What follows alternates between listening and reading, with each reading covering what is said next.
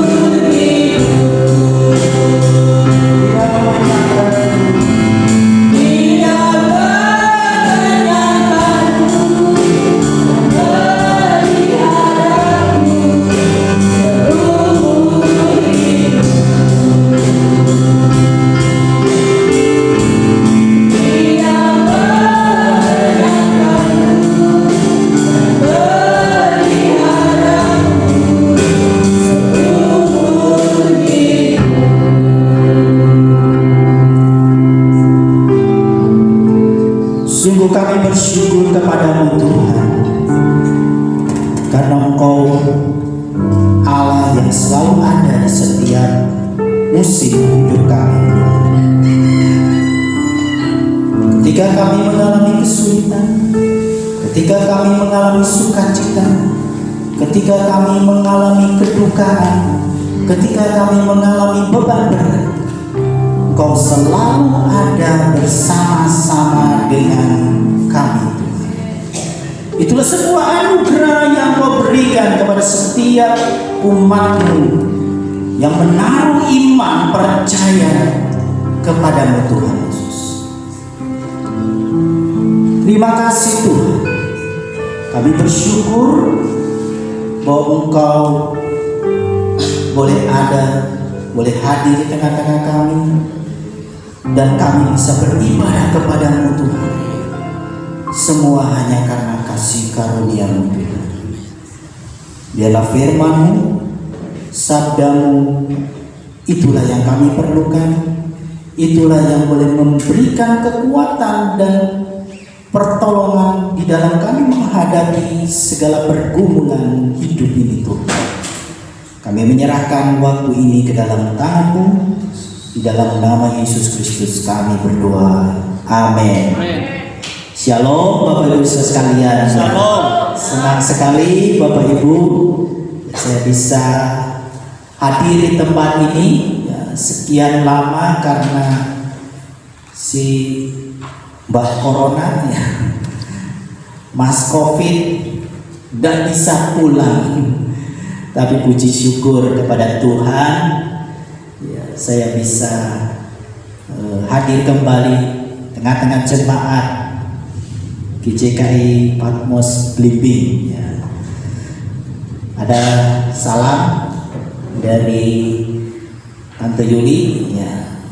Beliau tidak bisa ikut, ya, seluruh keluarga tidak bisa ikut karena anak masih sekolah, belum libur.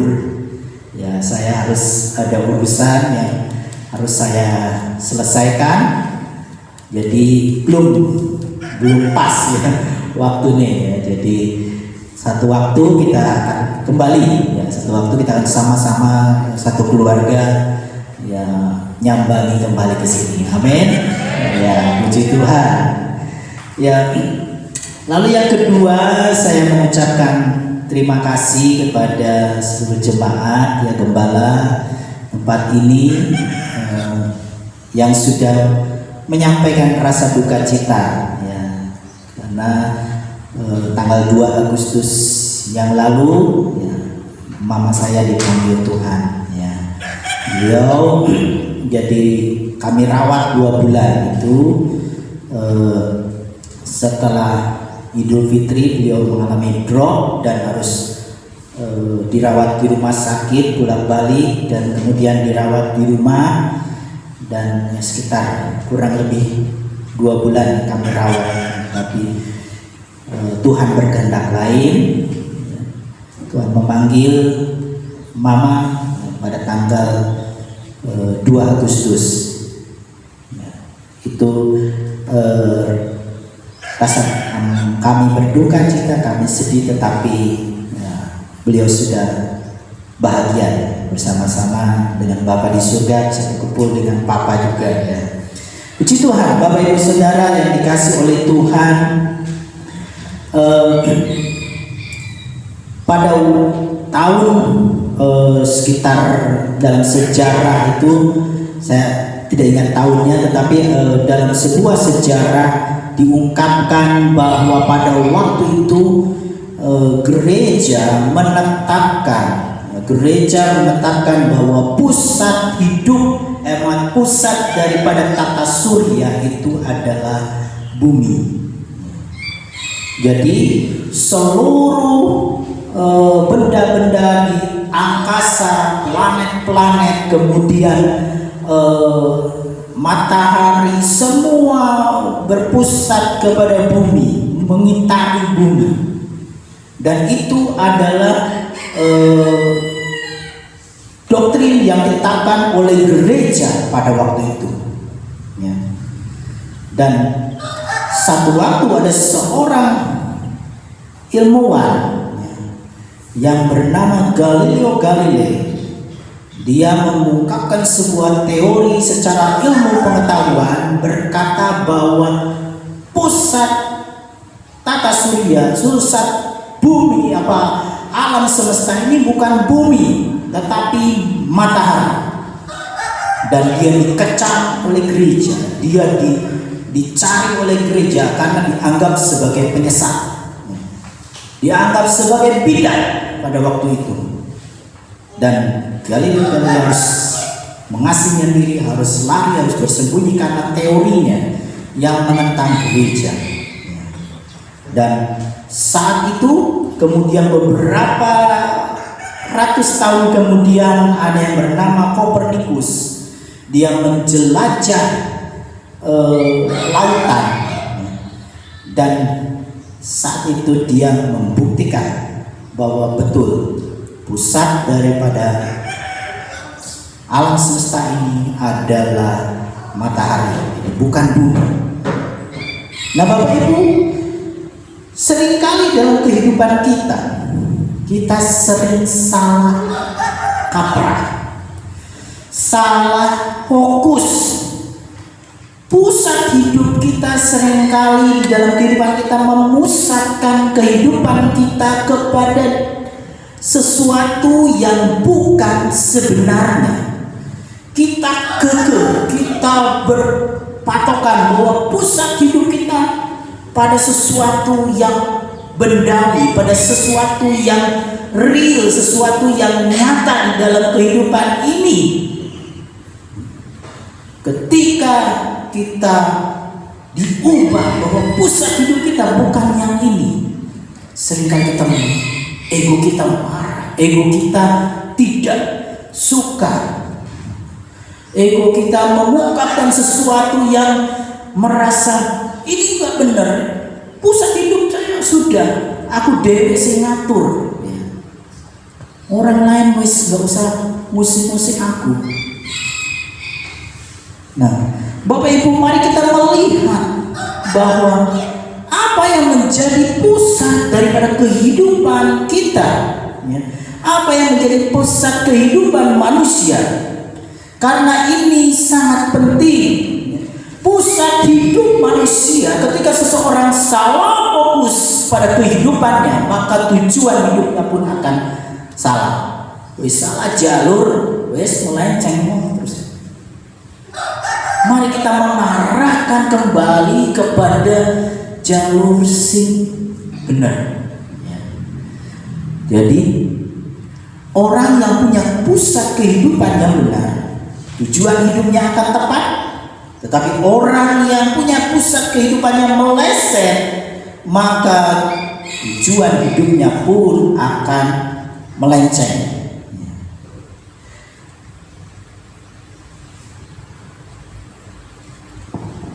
Seorang motivator yang bernama Stephen Covey, dia mengatakan ada 9 pusat kehidupan manusia. Ada 9 pusat kehidupan manusia. Dia mengatakan bahwa orang yang pertama, orang fokus atau menempatkan pusat hidupnya, yang pertama adalah pasangannya. Dia menempatkan bahwa pasangan hidupnya sebagai satu-satunya tempat menggantungkan hidupnya. Satu-satunya orang yang menjadi penolong. Satu-satunya orang yang memberikan perlindungan. Kalau misalnya seseorang menempatkan pasangannya sebagai istrinya sebagai penolongnya, ketika istrinya dipanggil Tuhan, dia kelimpungan, dia bingung. Biasanya dia bangun tidur sudah ada kopi di meja, sudah ada sarapan di depan. Ketika pasangan hidupnya dipanggil lebih dulu, dia bingung. Dia nggak tahu harus berbuat apa. Atau misalnya istrinya yang menggantungkan hidupnya kepada suaminya yang bekerja keras menghidupi keluarganya, ketika suaminya sudah dipanggil Tuhan, dia bingung untuk membiayai hidupnya dari mana. Seorang yang menempatkan pasangan hidupnya sebagai pusat hidup, ini adalah orang yang menempatkan pasangan hidupnya, ya, menurut Stephen Covey. Lalu yang kedua, ada yang menempatkan hidupnya, pusat hidupnya adalah keluarganya. Jadi keluarganya adalah segala-galanya. Dia fokus pada keluarga, dia fokus kepada apa, pokoknya apapun yang hal-hal yang lain yang tidak ada kaitan dengan keluarga dia nggak pedulikan. Pelayanan atau apapun, pokoknya dia fokus keluarga, anak, rumah tangga, dia fokus di situ. Lalu yang ketiga, ada yang pusat kehidupannya uang. Jadi apa yang dia tujuannya, apa yang menjadi fokus hidupnya, dia harus cari uang, terus dia dari pagi sampai datang malam lagi, dia terus golek duit, nggak mikir pokoknya golek duit terus. Nggak salah kalau kita mencari uang, ya. Tetapi ini yang disampaikan oleh Stephen Covey, pusat hidup itu berarti sing nomor 1, ya, sing nomor 1 yang ditempatkan dalam hidupnya. Lalu yang keempat, kerja. Ini hampir mirip dengan uang, jadi kaitannya ya, kerja. Orang yang cari fokus hidupnya uang akan terus kerja ya. Lalu dia nggak mikir kesehatan, dia nggak mikir refreshing apa untuk merefresh pikirannya gitu kan. Pokoknya dia pikir kerja terus ya.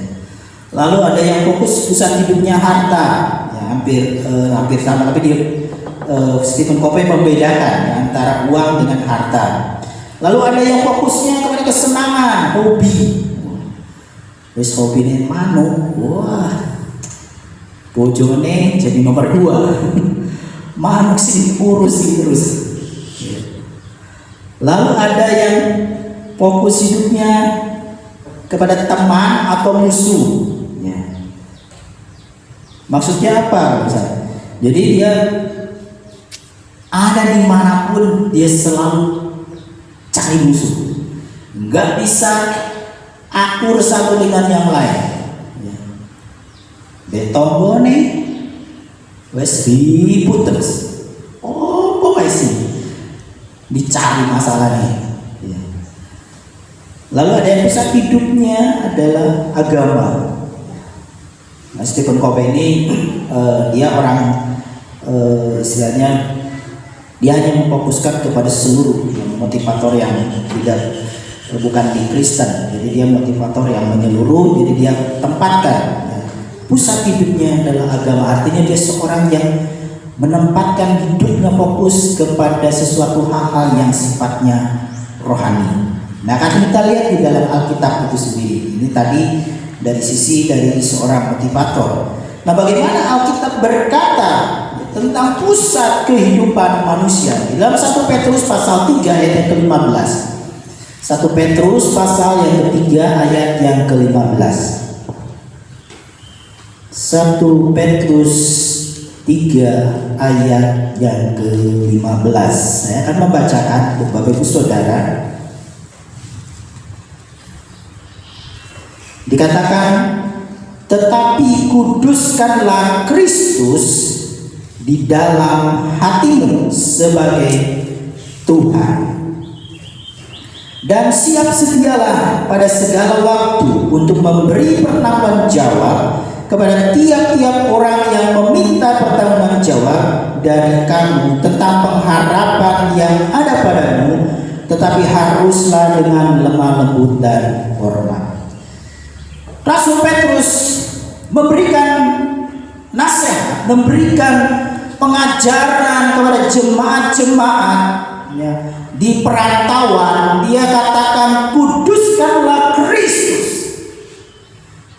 di dalam hatimu sebagai Tuhan. Apa maksud dari kuduskanlah hatimu sebagai Tuhan? Ya. Apakah Yesus belum kudus? Ya. Atau Yesus belum jadi Tuhan? Kok harus dijadikan Tuhan di dalam hati kita? Nah, kita kan lihat maksud daripada Petrus bukan demikian, ya. Dan dikatakan di sini, kuduskanlah, ada dua hal ini. Kuduskanlah Kristus dalam hatimu dan tempatkan Dia sebagai Tuhan di dalam hidup kita. Arti daripada kuduskan Kristus, artinya, kalau arti daripada kudus itu sendiri adalah memisahkan. Kudus itu memisahkan, mengkhususkan, ya, mengkhususkan seseorang, mengkhususkan pribadi dalam satu tempat yang khusus. Jadi kuduskanlah Kristus artinya menempatkan Kristus pada tempat yang spesial. Menempatkan Kristus pada tempat yang utama di dalam hati kita. Jadi pusat hidup dari Bapak Ibu Saudara dan saya adalah Kristus di dalam hati kita. Kalau saya pernah melihat sebuah gambaran di dalam gambaran sebuah ilustrasi hati, di mana di dalam gambar hati itu ada kursi tahta, ya, ada kursi tahta di tengah-tengah hati tersebut. Nah, siapa yang duduk di tahta itu? Apakah aku atau ego kita atau diri kita yang duduk di tahta hati kita, atau gambar salib yaitu sebagai simbol daripada Kristus yang menempati tahta daripada kehidupan kita? Rasul Petrus menasehatkan kepada setiap jemaat yang ada pada saat itu, dan juga bagi kita semua, bahwa kuduskan Kristus artinya menempatkan Kristus sebagai pusat daripada hidup kita, menempatkan Kristus sebagai pusat, sebagai yang utama dari kehidupan Bapak Ibu Saudara dan saya. Menempatkan Kristus menunjukkan sebuah rasa hormat yang besar kepada Tuhan, mengingat akan kebesaran dan keagungannya, dan menyerahkan seluruh kehidupan kita kepada kasih dan pemeliharaan Tuhan. Bapak Ibu Saudara, kita melihat bahwa kondisi negara kita, kondisi bangsa-bangsa setelah dilanda COVID-19 mengalami kegoncangan secara ekonomi, sosial, budaya, agama, semua mengalami kegoncangan. Kemudian ditambah lagi perang antara Rusia dengan Ukraina, itu juga menambah beban bangsa-bangsa dengan adanya embargo, pengiriman barang-barang dari Rusia, sehingga terjadi kesulitan, kebutuhan bahan baku dan sebagainya. Semua kena imbas dari perang ini, dan akibat daripada krisis karena COVID kemudian perang. Menteri Keuangan mengatakan kita harus bersiap, kita harus siap-siap, harus waspada. Tahun depan adalah masa yang gelap, masa yang kelam. Akan ada imbas resesi di tengah-tengah situasi ini. Nah, ketika kita hanya fokus kepada diri sendiri, fokus kepada sesuatu yang salah, gantungan hidup kita bukan kepada Tuhan, kita pasti stres, Bapak Ibu. Kita akan mumet, sing punya cicilan mumet karena bunga itu akan naik, tambah naik, mumet segala sesuatunya. Tapi ketika kita menggantungkan, menempatkan hidup kita kepada Kristus, menempatkan hidup kita sebagai Kristus yang utama, karena Dia adalah sumber pemeliharaan, dikatakan kasih yang Dia berikan, Dia tidak akan meninggalkan Bapak Ibu Saudara dan saya. Ketika dalam Ibrani semua digoncangkan, segala sesuatu digoncangkan, hanya ada satu kerajaan yang tidak pernah tergoncangkan, yaitu gerejanya. Gerejanya artinya bahwa orang-orang yang menempatkan Kristus sebagai pusat daripada hidupnya, orang-orang yang menempatkan hidupnya bahwa Kristus yang utama, yang menjadi sumber pertolongan hidup dari setiap Bapak Saudara dan saya. Amin. Mari kita tempatkan Kristus di dalam kehidupan kita, bukan fokus kepada sesuatu yang sifatnya fana.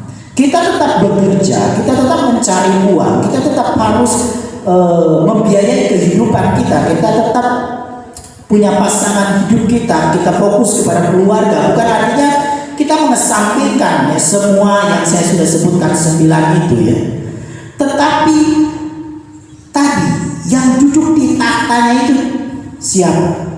Kita harus tetap menempatkan Kristus. Artinya ketika ada sesuatu kegoncangan di dalam sisi-sisi hidup kita, keuangan kita goncang, pasangan hidup kita dipanggil Tuhan, atau keluarga kita mengalami sesuatu gejolak hal yang lain, kita masih ada pegangan, masih ada pegangan Kristus yang tidak pernah meninggalkan kita. Jangan sampai kita terjatuh, jangan sampai kita mengalami terpuruk, betul-betul kita merasa putus asa, depresi, dan akhirnya kita mengalami yang kalau udah depresi itu secara psikologis dia ingin mati, ya. Nggak bisa ngapa-ngapain. Nah ini dia tidak menempatkan Kristus di dalam kehidupannya.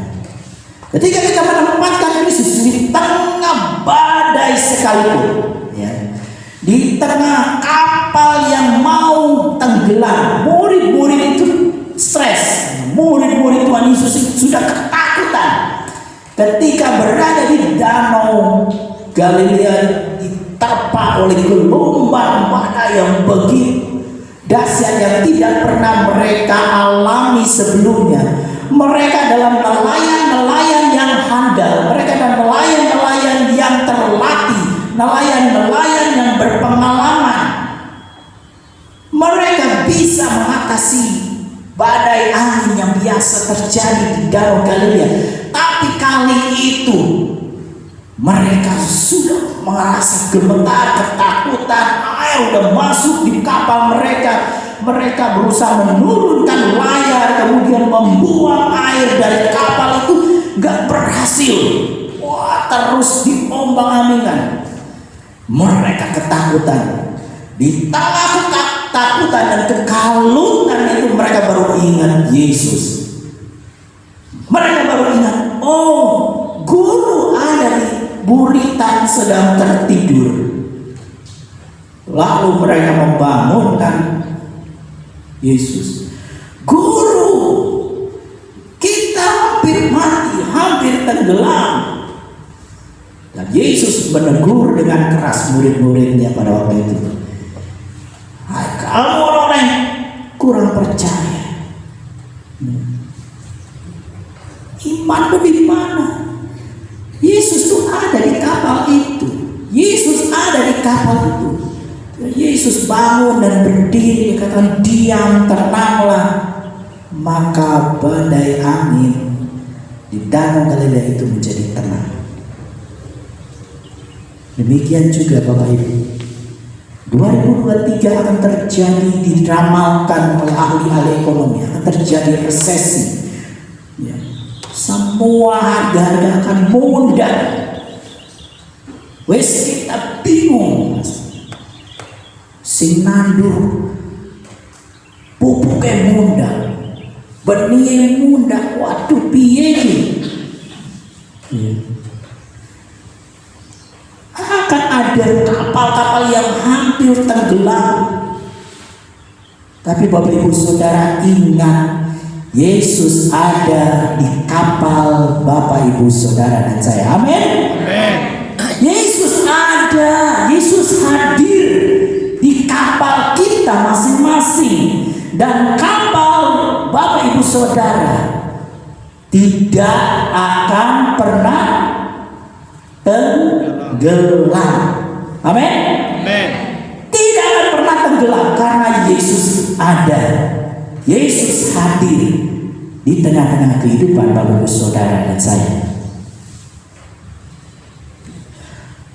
Lalu yang kedua, dikatakan menjadikan Tuhan.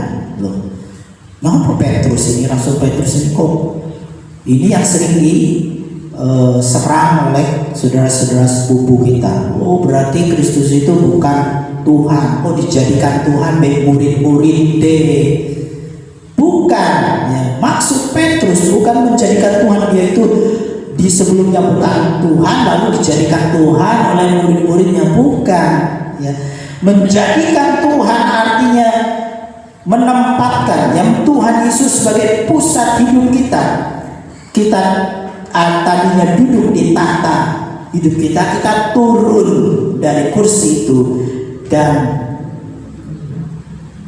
membiarkan Kristus. Monggo Gusti Yesus duduk di tahta yang hidup kita. Membiarkan Kristus untuk mengatur kehidupan kita. Menyerahkan hidup kita supaya Kristus yang menuntun langkah hidup Bapak Ibu Saudara dan saya. Artinya setiap keputusan-keputusan Bapak Ibu Saudara, mari kita libatkan Tuhan dalam hidup kita. Oh Ojo langsung bingung, wis waduh piye. Doa saya, Tuhan tolong. Iki usahaku sedang goncang. Ya, usahaku atau kreditku sedang aku nggak bisa bayar kredit. Ojo langsung pikir, piye? Cari utangan meneh. Jadi untuk nutup utang, cari utangan lagi. Jadi gali lubang tutup lubang. Nah, itu cara manusia. Tapi ketika kita menempatkan Kristus, Tuhan tolong. Apa yang harus saya putuskan?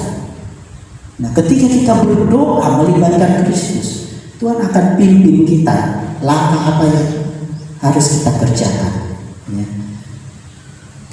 Tuhan akan menuntun langkah-langkah demi langkah ketika kita melibatkan Kristus di dalam kehidupan kita. Itulah menjadikan Tuhan di dalam kehidupan kita. Ya. Bagaimana Kristus sebagai pusat hidup kita, kita memeriksa diri kita, apakah hidup kita sesuai dengan kehendak Tuhan, dan membuat Kristus semakin nyata, hidup kita semakin serupa dengan Kristus. Lalu hidup kita bergantung kepada tuntunan Roh Kudus, kepada pimpinan daripada Tuhan, ya. Di mana Roh Kudus itu akan mengarahkan kita, ya. Mengarahkan kita seperti aliran sungai yang mengalir kepada fokus kepada salib Kristus, dan kita diproses, dibentuk, ya, untuk bertumbuh, menghasilkan buah, lalu menampilkan karunia-karunia, talenta-talenta diperlengkapi oleh Tuhan untuk kita serupa dan segambar dengan Kristus. Itu tujuan Allah, itu tujuan Kristus, ya, untuk memanggil Bapak Ibu Saudara dan saya. Itu hidup serupa dan segambar dengan Kristus. Ketika kita fokus kepada Yesus, menempatkan Kristus sebagai pusat daripada hidup Bapak Ibu Saudara dan saya. Saya tutup dengan kesaksian, ya, bagaimana Tuhan, ya, memimpin keluarga kami. 2019 saya harus pulang, ya. Almarhum papa saya meminta saya kembali ke Bandung dan untuk merawat, ya, mama, ya. Karena mama udah sendiri di rumah. Saat itu mama masih kondisi yang memang ada sakit jantung, tetapi masih bisa beraktivitas, masih bisa jalan, masih bisa kurang lebih 3 tahun itu masih kita bisa ajak jalan-jalan, pergi kemana-mana, meskipun dia tidak bisa jalan terlalu jauh. Jadi kalau pergi kemana-mana kami harus bawa kursi roda supaya dia tidak jalan kaki, ya. Tapi masih bisa aktivitas, ya. Dan 3 tahun itu saya sudah tidak ada pelayanan. Saya masih gabung, ya, dengan jemaat yang di Bandung, ya, di GKI Patmos Bandung, ya, pada waktu itu. Dan saya ditempatkan bagian misi. Kemudian mereka memberikan surat kepada saya untuk melakukan perintisan jemaat yang baru. Dan ya puji Tuhan, 2020, ya, 27 September saya merintis jemaat yang baru dan, ya, terpisah dengan GKI Patmos yang Bandung, ya. Dan di tengah perintisan, ya, sama Bapak Ibu, ketika saya mengalami perintisan di Punju pun demikian, ya. Tidak ada support secara finansial, nggak ada support secara keuangan dari Patmos Bandung, sudah lepas karena saya harus merintis jemaat yang baru, ya.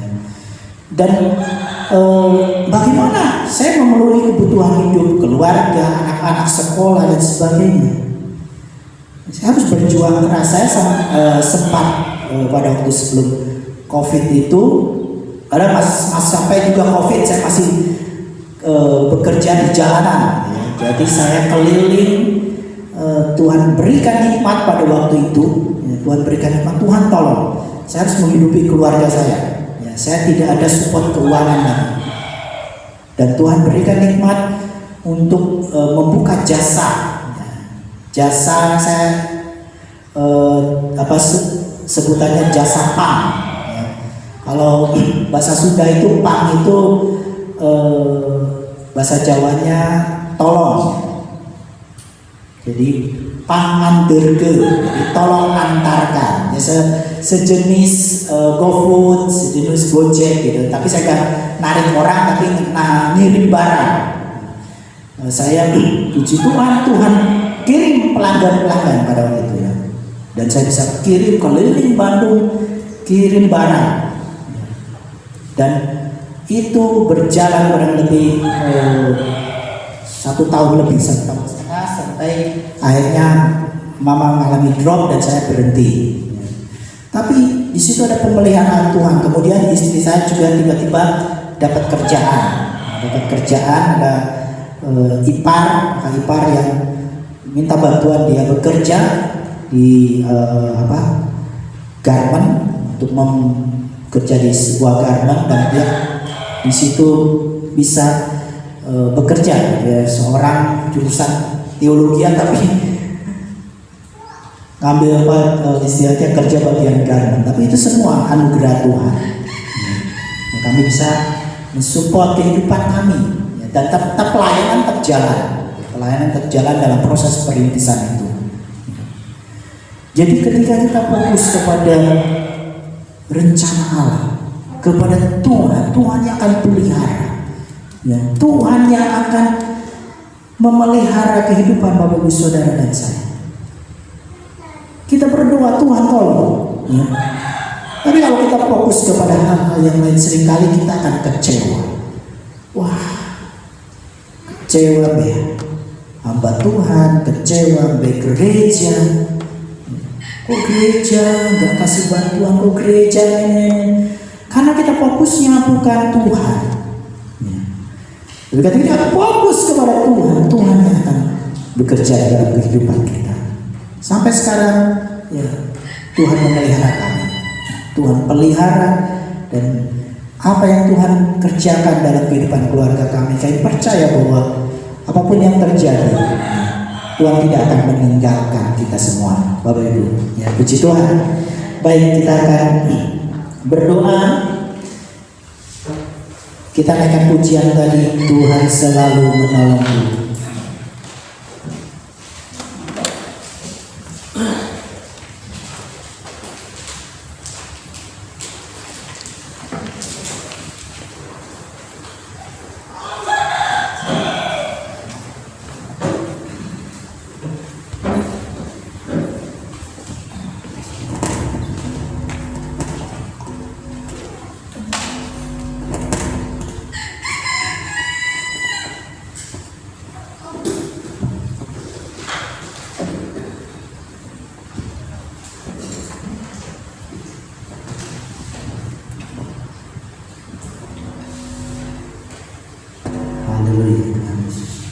Kami percaya Tuhan bahwa Engkaulah sumber kehidupan kami, Tuhan.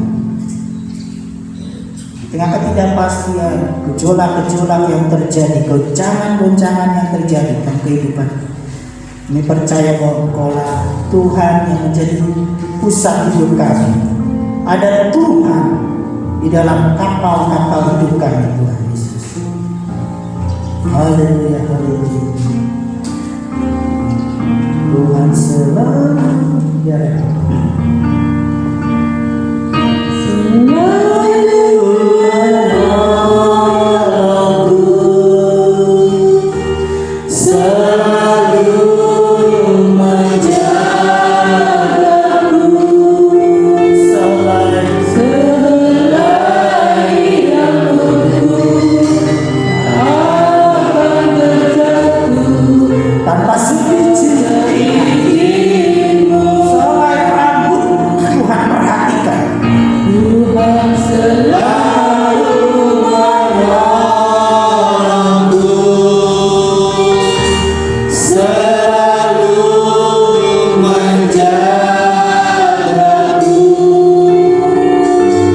Di